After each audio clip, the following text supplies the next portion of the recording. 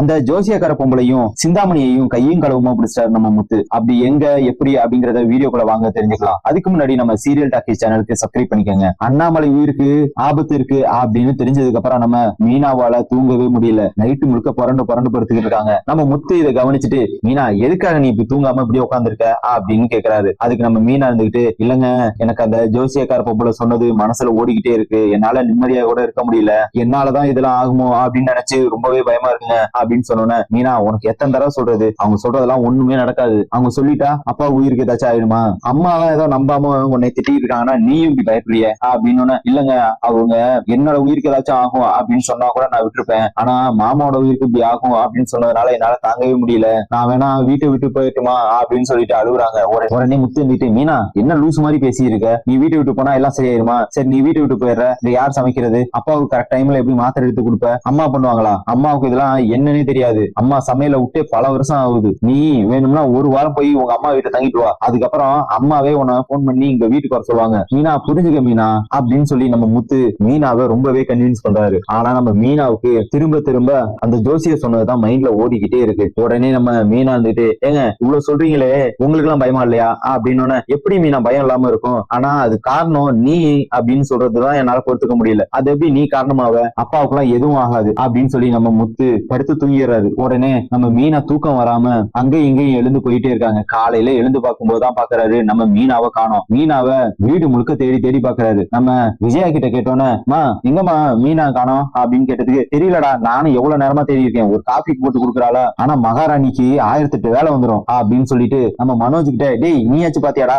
அப்படின்னு கேக்குறாரு. உடனே நம்ம மனோஜ் வந்துட்டு, மா எனக்கும் இன்னும் காஃபியே வரல, நானும் எவ்வளவு நேரமா தேடி இருக்கேன் தெரியுமா, எங்கதான் போனா அப்படின்னு சொன்ன, டேய் உனக்கு காஃபி வேணும்னா நீயே போட்டு குடிச்சுக்க, ரொம்பதான் பண்ற அப்படின்னு சொல்லிட்டு நம்ம முத்து மீனாவை தேடிக்கிட்டே இருக்காரு. கொஞ்ச நேரத்துல நம்ம மீனா கிட்ட இருந்து போன் வருது, ஏங்க நான் அம்மா வீட்டுல இருக்கேன், நான் ஒரு வாரம் இங்க இருந்துட்டு வரட்டுமா அப்படின்னு சொன்னோன்னே, மீனா சொல்லிட்டு போக மாட்டியா, எவ்வளவு நேரம் தேடி இருக்கேன் அப்படின்னு சொன்னோன்னே, இல்லங்க நீங்க தூங்கி இருப்பீங்க அதனாலதான் போன் பண்ணல அப்படின்னு சொல்றாங்க. உடனே நம்ம முத்து இருந்துகிட்டு, சரி மீனா எதுக்காக இப்ப அங்க போன அப்படின்னு கேட்டோன்னா, இல்லங்க நேத்து சொன்னதுல இருந்து எனக்கு மைண்ட்ல ஓடிக்கிட்டே இருக்குது, என்னால அங்க நிம்மதியா இருக்க முடியாது, அதுவும் இல்லாம அத்தை திட்டிக்கிட்டே இருப்பாங்க அப்படின்னு. மீனா அம்மா திட்டத்துக்கலாமா யோசிச்சிருக்க, வா மீனா அப்படின்னு சொல்லி நம்ம முத்து மீனாவை ரொம்பவே கண்டிப்பா கூப்பிடுறாரு. ஆனா நம்ம மீனா இருந்துகிட்டு, இல்லங்க நான் இனிமே இங்கதான் இருக்க போறேன், என்னால மாமா உயிருக்கு எதுவும் ஆகக்கூடாது அப்படின்னு சொல்லிட்டு அழுதோன்னே நம்ம முத்துக்கு பயங்கரமா கோவம் வந்துருது. உடனே நம்ம அண்ணாமலை கிட்ட சொல்லிப்பா இது மாதிரி மீனா பண்றப்பா அப்படின்னு சொல்லிட்டு நான் போய் மீனாவை கூட்டிட்டு வரேன் அப்படின்னு சொல்றாங்க. உடனே நம்ம விஜயா இருந்துட்டு, டேய் அதான் போயிட்டால அவளை எதுக்கு போய் கூட்டிட்டு வர, அவ அங்கேயே இருக்கட்டும், அப்பதான் என்னோட தாலிக்கு எந்த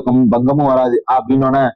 என்னமா அந்த ஜோசியக்காரமா லூசு மாதிரி சொல்லுங்க, நீங்களும் அப்படியே பண்றீங்க, இப்ப மீனா இருக்கிறதுனால அப்பா உயிருக்கு என்ன ஆக போகுது சொல்லுங்க அப்படின்னு. அதெல்லாம் தெரியாதரா, அவங்க சொல்லிட்டாங்க, அவங்க சொன்னதெல்லாம் நடக்குமா, அதனால அவளை இந்த வீட்டுக்கு எல்லாம் கூட்டிட்டு வராத அப்படின்னு. அப்ப நான் வேணா வேற வீட்டு பார்த்து போயிட்டுமா அப்படின்னு நம்ம முத்து கேக்குறாரு. அதுக்கு என்ன இப்போ நீ உன் பொண்டாட்டி சந்தோஷமா இருங்க அப்படின்னு சொன்னோன்னே, ஓ அதான் உங்க பிளானா, இப்ப இங்க 2 பேர்த்தையும் வீட்டை விட்டு வெளியே அனுப்பணும், அதுக்காக என்னெல்லாம் பண்ண முடியுமோ அதை பண்றீங்க அப்படின்னு சொன்னோன்னே, அதெல்லாம் ஒண்ணும் இல்ல, நீ தான் வெளியே போறேன்னு சொன்ன, வெளியே போனா நீயே போய்க்க அப்படின்னு நம்ம விஜயா படன்னு பேசிடுறாங்க. உடனே நம்ம அண்ணாமலை இருந்துகிட்டு, விஜயா என்ன பேசுறேன்னு புரிஞ்சுதான் பேசுறியா, எப்ப பாரு இப்படியே பேசிட்டு இருக்க, முத்து யாரு, நீ பெத்த பையன் தானே, அவனை ஏதோ குப்பை தொட்டில இருந்து எடுத்த மாதிரி பேசிட்டு இருக்க, டேய் முத்து நீ உடனே போய் மீனாவை கூட்டிட்டு வா, நான் கூப்பிட்டேன்னு சொல்லு, இல்லன்னா நானே வீட்டுக்கு வருவேன் அப்படின்னு சொன்னோன்னே, பாப்பா நீ எதுக்குப்பா, நானே போய் கூட்டிட்டு வந்துடுறேன் ஒன்னும் பிரச்சனை இல்ல அப்படின்னு சொல்லிட்டு நம்ம முத்து மீனா வீட்டுக்கு போய் மீனா கிட்ட, இங்க பாரு மீனா நீ வரலன்னா அப்பா சாப்பிடவே மாட்டாரா, மாத்திரையும் எடுத்துக்க மாட்டாரா அப்படின்னு நம்ம மீனா அழுதுகிட்டே நிக்கிறாங்க. உடனே சந்திரா இருந்துகிட்டு, மாப்பிள்ள அதான் இப்பதான் கேள்விப்பட்டேன், இவ அங்க இருக்கிறதுனால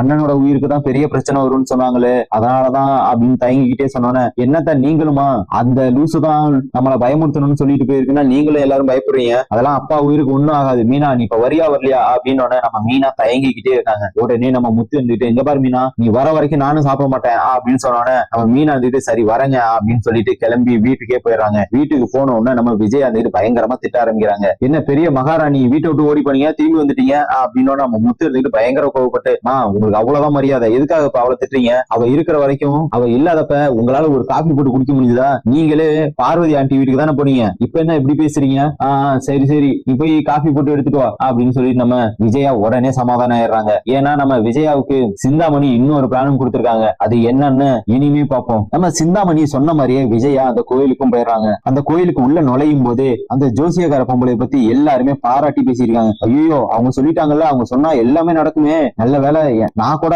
அவங்க பொய் சொல்லுவாங்கன்னு நினைச்சேன், கடைசியில என் வாழ்க்கையில அவங்க சொன்னது எல்லாமே நடந்துச்சு நடந்துருச்சு அப்படி இப்படின்னு புகழ்ந்து பேசிட்டு போறாங்க. ஒருத்தவங்க இருந்துகிட்டு அவங்க சொல்லி இது வரைக்கும் எதுவுமே தப்பானது இல்ல, ரொம்ப தெய்வ சக்தி உள்ளவங்க அப்படி இப்படின்னு புகழ்ந்து பேசிட்டு போறாங்க. இதெல்லாம் கேட்டுட்டு நம்ம விஜயாவுக்கு ரொம்பவே பயமா இருக்குது. ஏன்னா அவங்க சொன்னா எல்லாமே நடந்துருமாமே அப்படின்னு நினைச்சுக்கிட்டு பக்கத்துல இருக்கவங்கள்ட்ட அவங்க சொல்றதெல்லாம் உண்மையா, அவங்க சொன்னா எல்லாமே நடந்துருமா அப்படின்னு கேட்டோன்னே ஆமாமா அவங்க என்ன சொன்னாலும் நடந்துரும், அவங்க எனக்கு கூட 2-3 விஷயம் சொல்லியிருக்காங்க அப்படியே நடக்கும் அப்படின்னு சொல்லி ரொம்பவே புகழ்ந்து பேசுறாங்க அந்த ஜோசியரை. உடனே நம்ம விஜயா ரொம்பவே பயந்து போய் ஐயோ அப்ப அந்த மீனா அங்க இருந்தா அண்ணாமலை உயிருக்கு ஏதாச்சும் ஆயிடுமோ அப்படின்னு நினைச்சுக்கிட்டு அவங்க வர வரைக்கும் வெயிட் பண்ணிருக்காங்க. நம்ம சிந்தாமணி வந்த உடனே மாஸ்டர் ரொம்ப நேரம் ஆச்சா அப்படின்னு கேக்குறாங்க. இல்ல சிந்தாமணி இப்பதான் வந்தேன், ஆனா அவங்கள பத்தி பேசுறது எல்லாமே ரொம்ப எல்லாருமே பெருமையா தான் பேசுறாங்க, அதுவும் அவங்க சொன்னா எல்லாமே நடந்துமாம்ல அப்படின்னு சொல்லிட்டு அழுதோன்னு மாஸ்டர் எதுக்காக அழுவுறீங்க, அந்த மீனாவை வீட்டை விட்டு வெளியே அனுப்பணும், வெளியே அனுப்புனா அண்ணனோட உயிருக்கு எதுவும் ஆகாதுல்ல, அப்புறம் எதுக்கு நீங்க கஷ்டப்படுறீங்க, அதெல்லாம் ஒன்னும் பிரச்சனை இல்ல, நீங்க வேணா வெயிட் பண்ணி பாருங்க, இப்ப 2-3 பேருக்கு அவங்க வாழ்க்கையில நடந்தது அப்படியே புட்டு வைப்பாங்க பாருங்க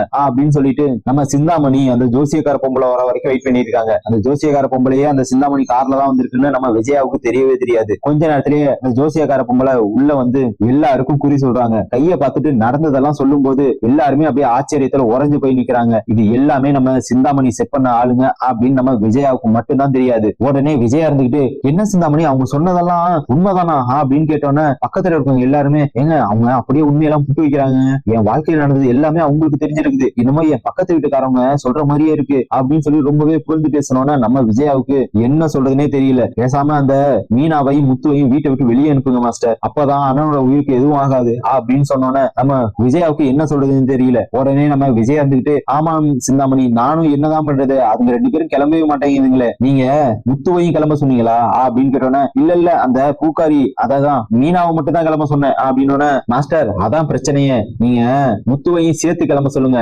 அப்பதான் அவங்க கோவப்பட்டாச்சும் கிளம்புவாங்க, இல்லன்னா மீனாவை மட்டும் கிளம்ப சொன்னீங்கன்னா எப்படி முத்து தனியா விட்டுட்டு இருப்பான், அதனால 2 பேரையும் கிளம்ப சொல்லுங்க, அப்பதான் அண்ணனோட உயிருக்கு எதுவும் ஆகாது, அதுவும் இல்லாம அந்த 2 பேரும் கிளம்புனதுக்கு அப்புறம் ஒரு பூஜை போட்டோம்னா எல்லாமே சரியாயிரும் அப்படின்னு சொன்னோன்னே நம்ம விஜயாவுக்கு சிந்தாமணி சொன்ன யோசனை ரொம்பவே பிடிச்சு போயிருது. கரெக்டா நம்ம விஜயாவையும் அந்த ஜோசியக்கார பொம்பளை கூப்பிடுறாங்க. கூப்பிட்ட உடனே நீ தானே விஜயா அன்னைக்கு உன்னோட 2வது பையன் என்ன அடிச்சு விரட்டும் போது பாத்துக்கிட்டு இருந்தல்ல அப்படின்னு சொன்னோன்னே ஐயோ சாமி ரொம்ப பெரிய ரவுடி, அதனாலதான் என்னால எதுவும் பண்ண முடியல அப்படின்னு அதெல்லாம் விடு, ஆனா இனி சொல்ல போறது கண்டிப்பா நடக்கும், அன்னைக்கு என்னால முழுசா சொல்ல முடியல, ஒழுங்கா அந்த 2வது மருமகளை வீட்டை விட்டு வெளியே அனுப்புனதுக்கு அப்புறம் உன் வீட்டுல ஒரு பெரிய பூஜை போட்டாகணும், அதுக்கு ரொம்ப செலவாகும், அதுக்கும் தயாரா இரு அப்படின்னு சொன்னோன்னே ரொம்ப செலவாகுமா சாமி அப்படின்னு நம்ம சிந்தாமணி எழுதிட்டு மாஸ்டர் அதெல்லாம் நான் பாத்துக்கிறேன், எதுக்காக நீங்க செலவு பத்தி எல்லாம் யோசிக்கிறீங்க, முதல்ல முத்துவையும் மீனாவையும் வீட்டை விட்டு வெளியே அனுப்புங்க, அதுக்கப்புறம் ஒரு பெரிய பூஜையை போட்டுட்டு அந்த வீட்டுல திரும்ப குடிப்போங்க, எல்லாம் சரியாகும் அப்படின்னு சொன்னோன்னே நம்ம விஜயா எல்லாத்தையும் ஏத்துக்கிறாங்க. அந்த சாமி கிட்ட இருந்து பணத்தையும் கொடுத்துட்டு வெளியில வரும்போது